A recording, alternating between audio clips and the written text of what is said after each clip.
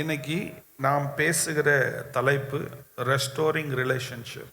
அப்படின்னா நாம் மீண்டும் எப்படி உடைந்திருக்கிற பிரிந்திருக்கிற உறவுகளை கர்த்தருக்குள் கட்டுவது.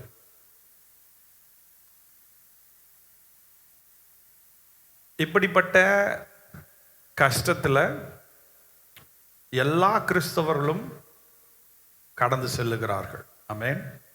ஒருவேளை அவர்கள் பாஸ்டராக இருக்கலாம், ஒருவேளை அவங்க பிஷப்பாக இருக்கலாம், இல்லை ஒருவேளை அவங்க ஒரு சாதாரண விசுவாசியாக இருக்கலாம். நம்ம எல்லாரும் தேவனுடைய பிள்ளைகளாக இருக்கும். இந்த உலகத்தில் பிறந்த ஒவ்வொருவருக்குள்ளும் முரண்பாடு உண்டு. ஏன்னா நாம் எல்லாரும் மனுஷர்கள். மனுஷனாக இருந்தால் எதிர்பார்ப்பு இருக்கும், ஆசை இருக்கும். சொல்லுங்க, மனுஷனாக இருந்தால் எதிர்பார்ப்பு ஆசை இருக்கும். இந்த எதிர்பார்ப்பு ஆசை நமக்குள்ள வரும்போதே முரண்பாடும் அதோடு சேர்ந்து வந்துவிடும். நான் சொல்றது உங்களுக்கு புரியுதா? எதிர்பார்ப்பும் ஆசைகளும் நமக்குள்ள இருக்கும்போது தானா சண்டை வரும். ஒரு சாப்பிட்ற காரியத்தை எடுத்துக்கலாம். உங்கள் வீட்டில் உங்கள் வீட்டுக்காரு பிரியாணி செய்யுமான்னு சொல்கிறார். உங்கள் பசங்க சொல்கிறாங்க, எங்களுக்கு பிரியாணி வேணாம், ஃப்ரைட் ரைஸ் தான் வேணும். சாப்பிட்றதுல வீட்டுக்காரர் சொல்கிறாரு, நம்மக்கிட்ட பணம் இல்லைம்மா, நம்ம வருமானத்துக்கு ஏற்ற மாதிரி வாழலாம், அதனால் நம்ம பிள்ளைங்களை கவர்மெண்ட் ஸ்கூலில் சேர்க்கலாம், அதுக்கப்புறமா நம்ம சம்பாரித்தோம் அப்படின்னு சொன்னால் கொஞ்சம் ஞானமாக செலவு பண்ணி ஒரு அடுத்த வருஷத்துலையோ அதுக்கு அடுத்த வருஷத்துலையோ நம்ம என்ன பண்ணலாம், கான்வென்ட் ஸ்கூலில் சேர்க்கலாம், இல்லை நல்ல ஒரு ப்ரைவேட் ஸ்கூலில் சேர்க்கலாம். மனைவி சொல்கிறாங்க, என் அண்ணன் பசங்கள்லாம் ப்ரைவேட் ஸ்கூலில் படிக்கிறாங்க, என் பிள்ளைய நீ ப்ரைவேட் ஸ்கூலில் தான் படிக்க வைக்கணும். ஸ்டார்ட் ஆயிடுச்சா? இந்த மாதிரி ஒவ்வொருத்தருக்கும் ஒவ்வொரு விருப்பம் இருக்குது, ஒவ்வொரு ஆசை இருக்குது. அப்படி அந்த ஆசைகள் நிறைவேற்றாமல் போகும்போது நான் மற்றவர்களை காயப்படுத்துகிறேன், மற்றவர்கள் என்னை காயப்படுத்துகிறார்கள். புரியுதா? மனுஷன் நான் தெரிஞ்சோ தெரியாமலோ அல்லது தெரிஞ்சே என்னுடைய பெருமைனாலே அநேகரை காயப்படுத்தியிருக்கிறேன். ரெஸ்டோரிங் ரிலேஷன்ஷிப், நாம் உறவுகளை புதுப்பிப்பது, நாம் உறவுகளை மீண்டும் கட்டுவது. இன்றைக்கு நமக்கு சவாலாக இருப்பது, நாம் நேசிக்கிறவர்களோடு கூட பலவித முரண்பாடோடு கூட வாழ்கிறோம். முதல்ல இந்த முரண்பாடு நாம் நேசிப்பதினால் வருகிறது. சண்டை, மன அழுத்தம், கஷ்டம், கவலை நம்முடைய வாழ்க்கையில் வருவதற்கு காரணம் முரண்பாடினால் வருகிறது. ஆமென், அல்லேலூயா. ஸோ அதனால இன்னைக்கு நாம் பேசுகிற தலைப்பு ரெஸ்டோரிங் ரிலேஷன்ஷிப். அப்படின்னா நாம் மீண்டும் எப்படி உடைந்திருக்கிற பிரிந்திருக்கிற உறவுகளை கர்த்தருக்குள் கட்டுவது. கண்ணை திறந்து பாருங்க. கர்த்தர் எனக்கு சொல்லுங்க, எனக்கு சொல்லுங்க, எனக்கு சத்தமாக சொல்ல மாட்டீங்களா? எனக்கு ஒப்புரவாகுதலின் ஊழியத்தை கொடுத்திருக்கிறார். ஆமென். கெடுக்கிற ஊழியம் இல்லை, பிரிக்கிற ஊழியம் இல்லை, இணைக்கிற ஊழியத்தை கொடுத்திருக்கிறார். ஆமென், அல்லேலூயா. அப்போ முதல்ல அந்த ஊழியம் செய்யணும் அப்படின்னு சொன்னால், முதல்ல நம்ம மற்றவங்க கிட்ட போய் பேசுறதுக்கு முன்னாடி ஆண்டவர்கிட்ட பேசணும். ஆமென், அல்லேலூயா. இப்போ யாரோ ஒருத்தர் உங்களை பற்றி சொல்லிட்டாங்க, அதில் உங்களுக்கு காயம் வந்துருச்சு. அப்போது எடுத்த உடனே அவங்கக்கிட்ட போய் பேசணுன்னு அவசியம் இல்லை. முதல்ல ஆண்டவர்கிட்ட பேசுங்க. முதல்ல தேவன் கிட்ட பேசுங்க. பைபிள் அப்படிதான் நமக்கு சொல்லி கொடுக்கிறது. யாக்கோபு எழுதின நிருபம் 4ஆம் அதிகாரம் 1ஆம் வசனத்தில் 2ஆம் வசனம் இப்படியாய் சொல்லுகிறது, உங்களுக்குள்ள யுத்தங்களும் சண்டைகளும் எதினால் வருகிறது? பிரதர் சிஸ்டர், உங்களுக்குள்ள சண்டையும் யுத்தமும், எனக்குள்ளேயும் சண்டையும் யுத்தமும் எப்போ வருது? எதனால வருது? உங்கள் அவயங்களில் போர் செய்கிற இச்சையினால் அல்லவா வருகிறது. எப்படின்னா, கொஞ்சம் கவனிங்க. என் குடும்பத்தை பற்றியோ என் பிள்ளைங்களை பற்றியோ ஒருத்தனும் ஒன்றும் சொல்லக்கூடாது. அவங்க எப்படி சொல்லுவாங்க? இதுக்கு பேர் தாழ்மையா, இதுக்கு பேர் பெருமையா? எனக்குள்ளே மாம்சத்தின் இச்சை, நான் என்னவோ எல்லா டைமும் யோகியமாக வாழ்கிற மாதிரியும், என் பிள்ளைங்களெல்லாம் நான் யோகியமாக நடத்துகிற மாதிரியும், பக்கத்தில் இருக்கிற சிஸ்டரோ பக்கத்தில் இருக்கிற பிரதரோ ஏதோ அந்த நேரத்தில் கோவப்படும் போது ஏன்டா அடங்கவே மாட்ற அப்படின்னு சொல்லிட்டாங்க. சபையில் இருக்கிறவங்க எல்லாம் ஒன்றுக்குள்ள ஒன்றா இருக்கிறவங்க. அப்போ அதில் அவங்களுக்கு பிரிஸ்டேஜ் அப்படியே பாதத்திலேருந்து தலை வரைக்கும் என்ன ஆயிடுச்சு. இந்த சர்ச்சுக்கு வந்தால் இங்கே இருக்கிறவங்களாம் என் பிள்ளைங்களை எப்படி சொல்கிறாங்களா? நான் பிரதர் சிஸ்டர், நான் சிஸ்டர், நீங்கள் எந்த பிள்ளைங்களையும் நியாயம் தீர்க்கலையா? எந்த பிள்ளைங்களை பற்றியும் நீங்கள் பேசினதே இல்லையா? அந்த பிள்ளையா, ஐயோ அது வந்தாலே அடங்கவே அடங்காது. ஏன் உன் பிள்ளைங்க அடங்கிருமா? நம்ம யோசிக்கிறதே இல்லை. நான் என்ன சொல்றேன்னா, கர்த்தர் நமக்குள்ள ஒரு பரலோக மொழியை கொடுத்திருக்கிறார். ஆமென், அல்லேலூயா. நமக்குள்ள இச்சை, பெருமை என்கின்ற இச்சை, பெயர் என்கின்ற இச்சை, என் பிள்ளைதான் எல்லாத்தோட உயர்ந்தவன்ற ஒரு இச்சை, நமக்குள்ள அப்படிப்பட்ட இச்சைகள் இருக்கும்போது சண்டைகள் உருவாகிறது. ஆமென். இப்போ கொஞ்சம் கவனிங்க. இப்போ நம்ம ஒருத்தருக்கு ஒருத்தர் சண்டை போட்டுக்கிட்டோம், இல்லை ஒருத்தருக்கு ஒருத்தர் மன வருத்தத்தை கேட்டோம். இப்போ அந்த மன வருத்தத்துக்கு முதல்ல தேவைப்படுறது என்னன்னா தாழ்மை. எல்லாரும் சொல்லுங்க, தாழ்மை. இந்த மாதிரி எவ்வளோ சீன் பண்றோம் நம்மள. ஆமென். கிறிஸ்தவ மன்னிப்பு அப்படின்னா, நான் என்ன பெருசா பண்ணிட்டேன்? என்ன உங்ககிட்ட நான் சாரி கேட்டாதான் நீ வருவியா? என்ன வயசு உனக்கு? என்னது உனக்கு என்ன வயசு? இதெல்லாம் யோசிச்சுட்டு நீ போய் சாரி கேட்டா அது சாரி இல்லை, ஆவிக்குரிய புழுத்த பெருமை. எப்படி? ஐயோ, பெருமையா இருக்கவன கூட இந்த ஆவிக்குரிய பெருமை இருக்கு பார், இதுதான் பரிசேயன் சதுசேயனுடைய ஆவி. ஆமென், அல்லேலூயா. நான் சொல்றது புரியுதா? உன் வயசுன்னா ஏன் வயசுன்னா ஆவிக்குரியது. இந்த வயசெல்லாம் கேட்டு வரக்கூடாது, அனுபவத்தெல்லாம் கேட்டு தப்பு பண்ணா சாரி சொல்லி தான் ஆகணும். அதுதான் இயேசு கிறிஸ்து சொல்லியிருக்கார். ஆமென், அல்லேலூயா. உங்க அனுபவம்லாம் இங்க கொண்டு பேசுனீங்கன்னா, நான் யாரு, எத்தனை வருஷமா உங்களை தாங்கின, எத்தனை வருஷமா, தப்புனா தப்பு. ஆமென், அல்லேலூயா. உண்மையான மனம் திரும்புதல், உண்மையா நீங்க மீண்டும் இணையணும்னு சொன்னா, இந்த மாயமாலமா இந்த நடிக்கிற மாதிரி செய்யற காரியங்கள் எல்லாம் அழுகிற மாதிரி நடிக்கிறது. எப்படி? ஐயோ, மேலே ஏறினோன்னு ஆராதனையில் நடிக்கிறது, பிரசங்கம் பண்ணும்போது நடிக்கிறது. உண்மையா பாரமே இல்லை. கேட்டா அப்படியே கடலா காசங்கி, மக்களே நான் கஷ்டத்துல, இதெல்லாம் வேணாம். ஆமென், அல்லேலூயா. பாரு பாஸ்டர் எப்படி அழுறாரு பாரு. மீண்டும் தேவன் கட்ட விரும்புகிறான். அல்லேலூயா. அதனால முதல்ல தேவனோடு பேசுங்க. சொல்லுங்க, தேவனோடு பேசுவோம். நமக்குள்ள இருக்கிற இச்சைய முதல்ல ஆண்டவர்கிட்ட கொண்டு போ. ஆண்டவர் சொல்றாரு, நீ தாண்டா பிரச்சனை, முதல்ல நீ மணந்துரு. உனக்குள்ள அவ்வளோ பெருமை இருக்கு, உனக்குள்ள பொறுமை இல்லை, உனக்குள்ள கவனம் இல்லை, உனக்குள்ள நன்றி இல்லை, உனக்குள்ள நான் செஞ்ச நன்மை எதுவுமே இல்லை, உனக்குள்ள எல்லா அகங்காரமும் ஏறி இருக்கு. ஆண்டவர்கிட்ட போய் உக்காந்து ஜெபம் பண்ணா, முட்டி போட்டா போதும், ஆண்டவர் எல்லா காரியங்களும் சொல்லுவார். ஆமென். எடுத்த உடனே நீங்க போய் பேசி எடுத்த உடனே காரியங்களை செய்யணும்னு நினைச்சீங்களா? முடியாது. ஆமென். நீங்க இப்ப தாழ்ந்து போறீங்க, ஆனா அவங்க தாழ்ந்து போகாம அவங்க கிரியை மாறலன்னா, சிலர் என்ன பண்ணுவாங்கன்னா, மன்னிச்சிட்ட மாதிரி, ஓகே நானும் மன்னிச்சிட்டேன் நீனும் மன்னிச்சிட்டேன், ஆனா கிரியையே மாறாது. சொல்லுங்க, கிரியையே மாறாது. தேவன் எனக்குள்ள வந்துட்டா, சகேயு வீட்டுக்கு இயேசு போனார், சகேயுவின் பாவங்கள் மன்னிக்கப்பட்டது. சகேயு என்ன பண்ணா? என்ன அடையாளம்? இயேசு கிறிஸ்து சகையை பார்த்து சொன்னார், நீ அநியாயமா வாங்கினடா, அதனால 2 மடங்கு போய் என்ன பண்ண, எல்லாருக்கும் கூடுன்னு இயேசு சொன்னாரா? இல்லையே.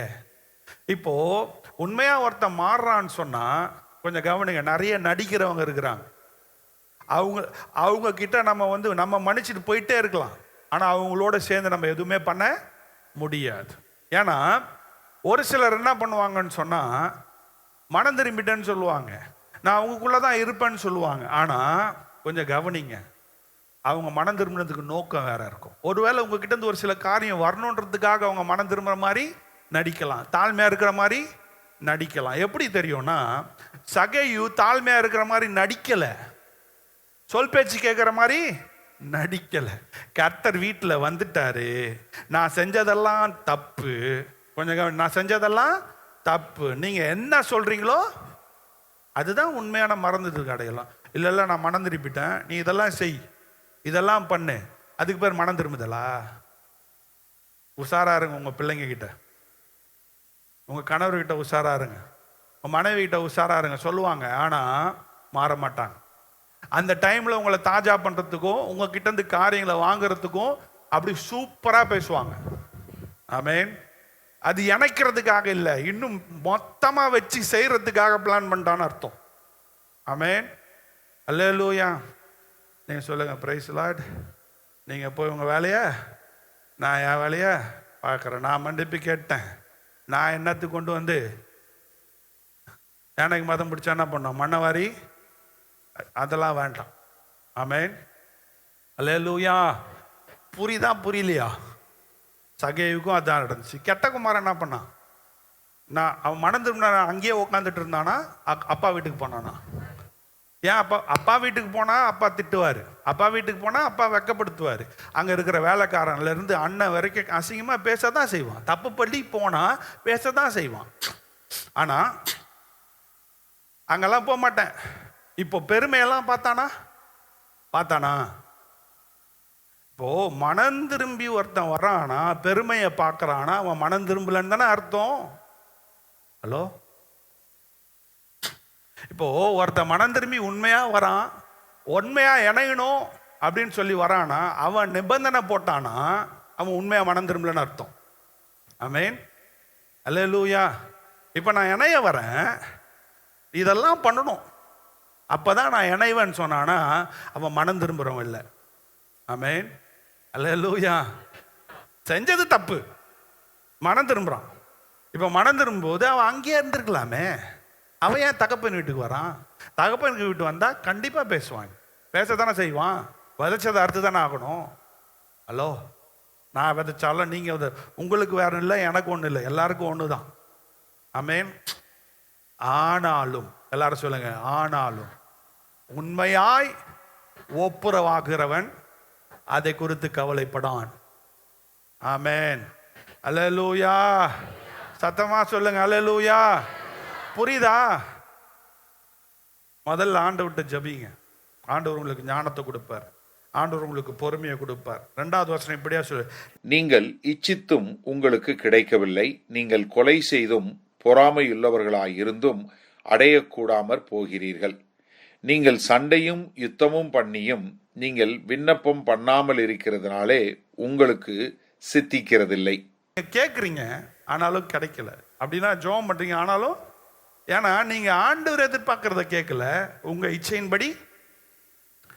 அப்போ இது ஆண்டோடைய சமூகத்தில் போனாதான் ஆண்டவர் சொல்லுவாரு, நீ தாண்டா தப்பு பண்ண, நீ தாண்டா செஞ்ச, முதல்ல நீ போய் என்ன பண்ணு, தாழ்ந்து போய் மன்னிப்பு கேளுன்னு சொல்லி ஆண்டவர் பேசுவார். ஆமேன். இப்போ முதல்ல நீங்கள் உங்கள் பிரச்சனைக்கான ஒரு தீர்வு வரணும்னு சொன்னால், எடுத்த உடனே போய் என்ன பண்ணாதீங்க, நான் வயசில் பெரியவன், நான் தான் உன்னை பார்த்தேன், நீ எதனால தான் நீ வாழ்ந்த, இந்த பேச்செல்லாம் கர்த்தருடைய பார்வைக்கு பிரியம் இல்லை. முதல்ல ஆண்டவர்கிட்ட போய் உட்காந்து ஆண்டவர் சொல்லுவார், நீ என்னென்னலாம் தப்பு பண்ணன்றதை ஆண்டவர் சொல்லுவார். அப்போ போய் நம்ம என்ன பண்ணலாம், அவர்களோடு பேசுவதற்கு உதவியாக இருக்கும். ஆமீன். 2வது, take initiative. Always take initiative. ஜெபம் பண்ணி முடிச்ச உடனே அவங்க பேசுவாங்கன்னு வெயிட் பண்ணாத, நீ முதல்ல போய் பேசு. மத்தேயு எழுதின சுவிசேஷம் 5ஆம் அதிகாரம் 23வது வசனம் இப்படியா சொல்லுகிறது.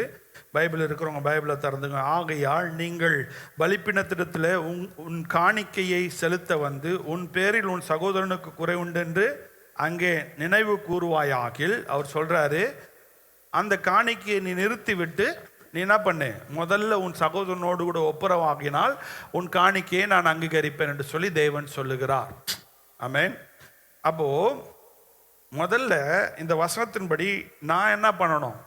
ஒப்புரவாகுதல முதல்ல நான் ஸ்டார்ட் பண்ண சொல்லுங்க. நான் ஸ்டார்ட் பண்ண ஏற்கனவே சொல்லிட்டேன், நான் ஒரு சிலரை காயப்படுத்த இருக்கிறேன், ஒரு சிலர் என்னை காயப்படுத்த இருக்கிறாங்க. அப்போ நான் ஆண்டவர்கிட்ட போய் ஜெபம் பண்ணேன், ஆண்டவர் நான் எப்படியெல்லாம் பேசினேன், எப்படியெல்லாம் வார்த்தையை சொன்னேன், அது அவங்கள எப்படி பாதிச்சிருக்கோன்னு சொல்லி ஆண்டவர் சமூகத்தில் ஜெபிக்கும் போது ஆண்டவர் என்னோடு பேசுகிறார்.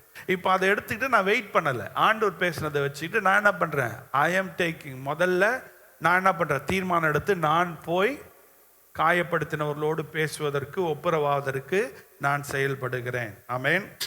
ஏன் வாரம் போயிட்டே இருக்கும்போது ஆண்டவர் சொல்றாரு, நீ என்னை தேடி வரும்போது காணிக்கை செலுத்துறதுக்கே ஆண்டவர் விட்டுட்டு போன்னு சொன்னா, அப்ப நம்ம ஜெபிக்கிற ஜபமோ நம்ம போய் செய்யற ஊழியத்தை ஆண்டவர் கேட்க மாட்டார். ஒருவேளை நம்ம ஊழியத்துல பெரிய வெற்றியா இருக்க மாதிரி இருக்கலாம், கொஞ்சம் கவனிங்க, அது வெற்றி இல்லை, அது தோல்வி. ஒருவேளை நீங்க பேசுற, அதாவது நான் இப்ப தேவனுடைய வார்த்தையை சொல்றேன், யாரை பத்தி பேசுறேன்? என்னை பத்தி பேசுறேன்னா தேவனை பத்தி பேசுறேன்னா? ஒருவேளை நான் மனம் திரும்பாம இருக்கலாம், தேவனுடைய வார்த்தை கேட்ட நீங்க மனம் திரும்பிக்கலாம். அதனால கொஞ்சம் கவனிங்க, தேவனுடைய வார்த்தை தான் உங்களை மாத்துது. ஆமென். பாஸ்டர் இல்ல, தேவனுடைய வார்த்தை உங்களை மாற்றுகிறது. ஆமென். ஒருவேளை அந்த வார்த்தை பேசுற என்ன மாற்றாம இருந்திருக்கலாம், என்னுடைய கடினத்தின் நிமித்தம் நான் மாறாமல் இருந்திருக்கலாம். அதனால டேக் இனிஷியேட்டிவ். மூன்றாவது, அதே வசனத்தில் நம்ம கீழே வாசிக்கும் போது நீதிமொழிகளின் புஸ்தகம் 19ஆம் அதிகாரம் 11ஆம் வசனம் இப்படி சொல்லுது, மனுஷனுடைய வேகம் அவன் கோபத்தை அடக்கும், குற்றத்தை மன்னிப்பது அவனுக்கு மகிமை. கொஞ்சம் கவனிங்க, நாம் அந்த சூழ்நிலையில் நம்ம எப்படி பேசணும், அவங்களுடைய சூழ்நிலையை புரிஞ்சு நம்ம பேசும்போது அது கோபத்தை அதிகமாக உண்டாக்காது, கோபத்தை அடக்கும். அந்த கோபத்தை அடக்கிறது மாத்திரமல்லாமல் குற்றத்தை மன்னிப்பது அவனுக்கு மகிமையா இருக்கும் என்று சொல்லி வேதம் நமக்கு சொல்லி கொடுக்கிறது. நான் 3 காரியம் சொல்லியிருக்கேன். முதல் காரியம், முதல்ல நம்ம என்ன பண்ணோம்? முதல்ல என்ன பண்ணோம்? முதல்ல சம்பந்தப்பட்டவங்க கிட்ட போறதுக்கு முன்னாடி முதல்ல ஆண்டவர்கிட்ட போய் ஜெபம் பண்ணோம். ரெண்டாவது என்ன பண்ணோம்? ஜெபம் பண்ணி முடிச்சோன்னே வெயிட் பண்ணாதீங்க, நீங்க என்ன பண்ணணும்? போய் பேசணும். மூன்றாவது, நான் பேசும்போது எப்படி பேசணும்? நான் எப்படி யோசிக்கிறேன்றதை யோசிச்சு பேசக்கூடாது, அவங்க எப்படி ஃபீல் பண்ணாங்க, அந்த சூழ்நிலையில் அவங்க பெரியவங்களா இருக்காங்க, அந்த சூழ்நிலை அவங்க எப்படி ஃபீல் பண்ணாங்கன்றதை நான் யோசித்து பேசும்போது அது ஒப்புரவு பண்ணுவதற்கு உதவியாயிருக்கும்.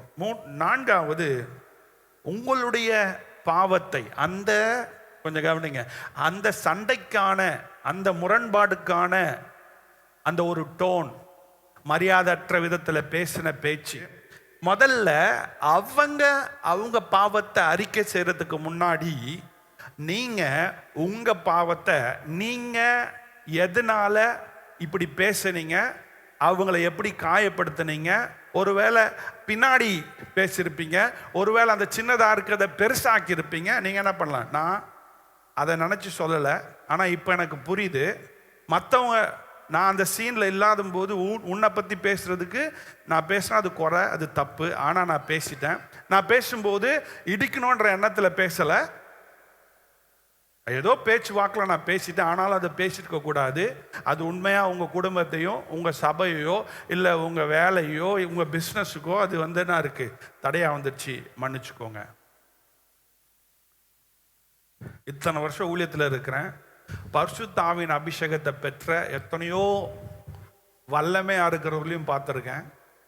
இந்த வார்த்தை வாயில் வரவே வராது. அதுக்கு பதில் காரணம் சொல்லுவாங்க, அதுக்கு பேர் மற்றவங்களும் சொல்லுவாங்க, வரவே வராது. கர்த்தர் பெருமை உள்ளவனுக்கு எதிர்த்து நிற்கிறார். ஆமென். ரொம்ப ரேரா, ரொம்ப கையில் விரல் விட்டு கூட எண்ண முடியாது. எப்போ போய் பஞ்சாயத்து பண்ணாலும் வேதத்தின்படி பேசவே மாட்டாங்க. எப்போ பஞ்சாயத்து பண்ணாலும், பஞ்சாயத்துனா இந்த பிரச்சனை சமாதானம் பண்ணாலும் கடைசியாக யார் தர்மா வெற்றி பெறுவாய அனுபவத்தில்? கல்ச்சர் படி வசனத்துக்கும் அதுக்கும் சம்பந்தமே இருக்காது. வசனத்துக்கும் அதுக்கும் சம்பந்தமே இருக்காது. 5வது, attack the problem not the person. Problem தான் உங்களுக்கு முக்கியம், அந்த ப்ராப்ளத்தை செஞ்ச மனுஷன் இல்லை. நிறைய நேரத்தில் ப்ராப்ளத்தை விட்டுரும். ஒரு பிள்ளைங்க வந்து, சின்ன பிள்ளைங்க வந்து டம்ளரில் கிளாஸில் தண்ணி எடுத்துனே வராங்க, இப்படி எடுத்துனே வராங்க. வரும்போது ஏதோ வந்து நடுவில் வந்து டாய்ஸோ இல்லைன்னா தண்ணி ஊற்றி வச்சுன்னா வலிக்கு விழுத்தாங்க, டொப்புன்னு போட்டாங்க. என்னது? டொப்புன்னு போட்டாங்க. இப்போ என்னாச்சு? டம்ளர் உடஞ்சிருமா? நம்ம வச்சிருக்க டம்ளர் எதுவும் உடையாது, சவுண்டு வந்து தான் பெருசாக கேட்கும். அங்கேருந்து அப்பாவும் அம்மா ஓடி வந்துட்டு, மூஞ்ச பாரு, மொக்கரைய பாரு, உனக்கெல்லாம் இதெல்லாம் வாங்குறதுக்கு எவ்வளோ கஷ்டப்பட்டேன் தெரியும். என்ன கஷ்டப்பட்ட? சீதனமாக கொடுத்துருப்பாங்க. நான் இவங்க பெரிய கஷ்டப்படும், எவ்வளோ கஷ்டப்பட்டேன் தெரியுமா? உனக்கெல்லாம் அறிவு இருக்காது. என்னாச்சு? நல்லா புரிஞ்சுக்கோங்க. இதே இவர் அடுத்த வாரம் அப்பா கிளாஸில் டம்ளர் எடுத்துன்னு வருவார். அரே அப்பா வர வல்ல பேசினே இருக்கும்போது என்ன பண்ணுறாரு? அவருக்கு எதுவும் தடுக்கலாம் இல்லை, கையில் பிடிக்கிறதுக்கே கீழே வந்துச்சு. போட்ட உடனே சுற்றி பார்க்குறாரு, யாரா வரா? கொஞ்சம் பெரிய பையனாக இருந்தால் உட்காந்து பார்ப்பான். நீ என்ன பேசினல்ல, நீ என்னது? இதுவே கொஞ்சம் சின்னது இல்லாமல் விவரம் தெரிஞ்சதா இருந்தா, என்ன ஆனாலும் பேசின கேட்டுரும். என்ன ஆனாலும் பேசின. கிளாஸ் எடுத்து தெரியாமல் வேணும் நான் போட்டேன், தெரியாமல் போட்டதுக்கு பிரச்சனை என்ன? கிளாஸு கீழே விழுந்துச்சு. சரிப்பா, கிளாஸ் வந்துச்சு, அடுத்த வாட்டி என்ன பண்ணாத, போடாத, அவ்வளோதான். என்ன பிரச்சனையோ அதை பேசிட்டு போகணும். அதை விட்டுட்டு உனக்குலாம் வந்து உன்னெல்லாம் வந்து இப்படி பார்க்கறனால தான் பிரச்சனைடா, உனக்கு வந்து சட்டை பேண்ட்டு, உன்னை வந்து நல்ல காலேஜ் எதெல்லாம் வார்த்தையை விட்டோன்னு வச்சுக்கேன், பர்சனலாக அது பிள்ளைகளை காயப்படும். ஆமென். புரியுதா இல்லையா? யோசிக்கிறாங்க, நாடா பாஸ்டர் இதெல்லாம் சொல்கிறாரு அப்படின்னு சொல்லி. அப்போது நம்ம நம்ம நம்ம ஒன்றா சேர முடியாமல் இருக்கிறதுக்கு பிரச்சனை தான் காரணம். அந்த பிரச்சனை என்ன? குறை பேசிட்டாங்களா, உங்கள் பின்னாடி சொல்லிட்டாங்களா? அவங்க இல்லை, அது தனியாக பிரிக்க கற்றுக்கொள்ள வேண்டும். எப்படி பாஸ்டர் பிரிக்கிறது? ஆண்டவர்கிட்ட கேளு, ஆண்டவர் உனக்கு கிருபை தருவார். 6வது, முடிஞ்ச வரைக்கும் என்ன பண்ணாதீங்க, பிரிஞ்சு நிற்காதீங்க, கோஆப்ரேட் பண்ணுங்க, இணையறதுக்கு பாருங்க. பைபிள் சொல்லுது, முடிஞ்ச வரைக்கும் சமாதானமாக தான் பார்க்கணும், பிரியக்கூடாது. முடிஞ்ச வரைக்கும் என்ன பண்ணணும்? சில சமயத்தில் முடியாது, முடிஞ்ச வரைக்கும் ட்ரை பண்ணுங்க. கடைசியாக நீங்கள் என்ன பண்ணுங்க, எம்பசைஸ் ரெக்கன்சலேஷன் நாட் ரெசல்யூஷன்.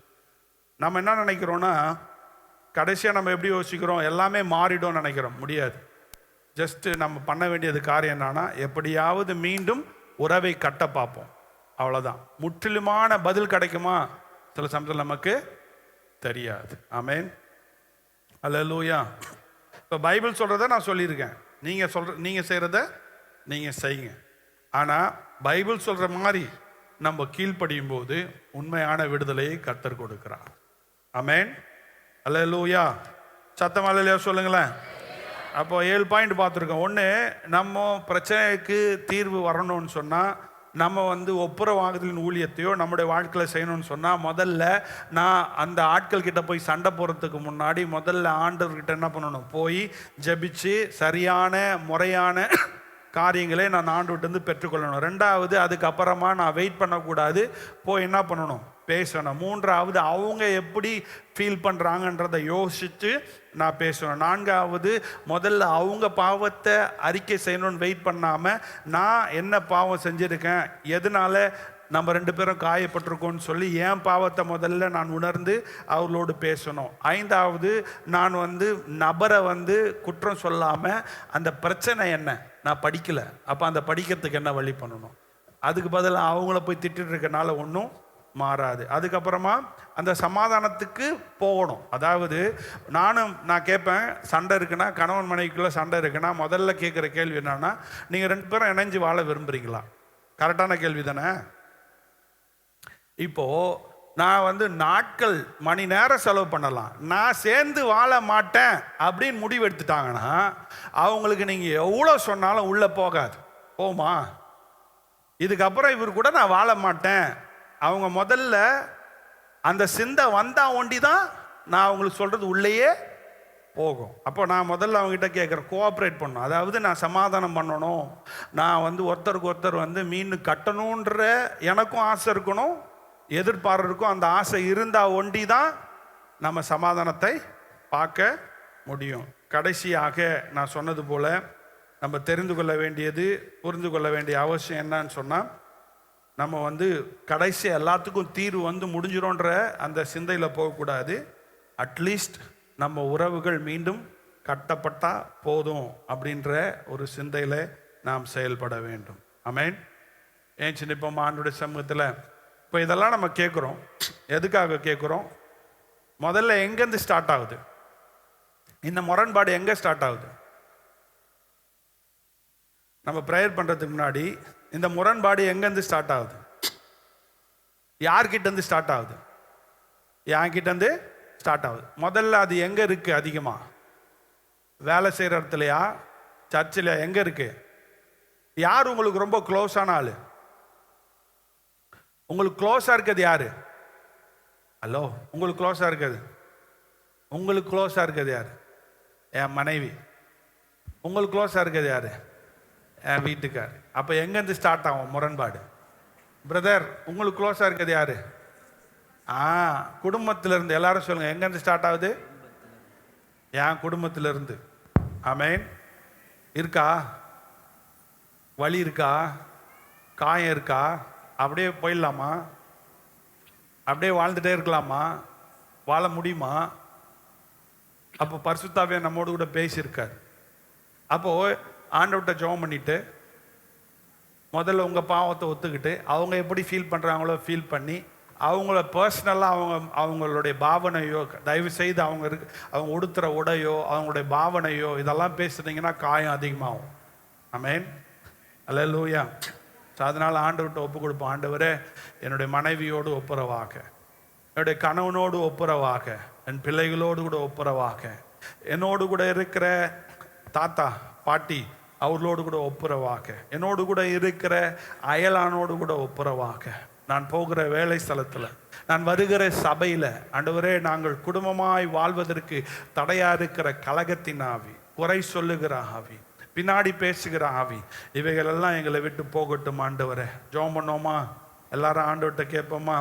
ஆண்டவரே, இதனால் எங்கள் குடும்பத்தில் சந்தோஷம் இல்லை, இதனால் எங்கள் குடும்பத்தில் சமாதானம் இல்லை, இதனால் எங்கள் ஊழியங்களில் ஆசீர்வாதம் இல்லை, அப்படியே ஏதோ ஊழியம் நடந்துகிட்டே இருக்குது, ஆனாலும் வாழ்க்கையில் மாற்றம் இல்லைப்பா. இந்த வேளையில் இந்த நேரத்தில் நான் ஒப்பு கொடுக்கிறேன். என் வாழ்க்கைக்கு நீர் சமாதானமாய் வாரும், என் வாழ்க்கைக்கு நீர் மருந்தாய் வரும்படியாக அப்படி சமூகத்தில் கேட்கிறேன்.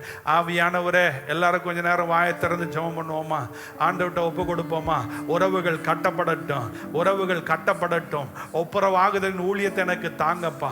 எனக்கு இருக்கிற பெருமைகள் மாறட்டும். நான் பேசும்போது தயவாவே பேச மாட்டேன், எப்பயுமே நான் கோபப்பட்டு பேசிட்டு இருக்கேன். கர்த்தாவே, எனக்கு தயவின் ஆவியை தாருமப்பா, எனக்கு தாழ்மையின் ஆவியை தாங்கப்பா.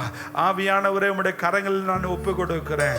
சண்டை அதிகமாக ஏறிட்டே இருக்குப்பா, எனக்கு கிருபை தாருமப்பா, எனக்கு கிருபை தாரும்ப்பா. நான் பேசும்போது கேர்லெஸ்ஸாக பேசுகிறேன்ப்பா, நான் பேசும்போது கேர்ஃபுல்லாகவே பேசுறதில்லை, எனக்கு கேர்ஃபுல்லாக பேச உதவி செய்யுங்க. நான் ஒருத்தரோடு பேசும்போது நன்றியற்று பேசுகிறேன், நன்றி உள்ளவனாய் பேச உதவி செய்யுங்க. என்னை வாழ வைத்த தெய்வமே, எனக்கு உதவி செய்யும் தெய்வமே, நீ செய்த நன்மைகளை மறந்து பேசுவதனால் நான் சண்டை போடுகிறேன். அளவில்லாத நன்மை எனக்கு செய்திருக்கிறீரப்பா, அளவில்லாமல் என்னை ஆசீர்வதித்திருக்கிறீரப்பா, அநேகருக்கு என்னை ஆசீர்வாதமாய் வைத்திருக்கிறீரப்பா. இந்த வேளையில் நான் அதை நினைவு கூறேன். கர்த்தாவே, எனக்கு உதவி செய்யும் ஆண்டவரே. ஹல்லேலூயா.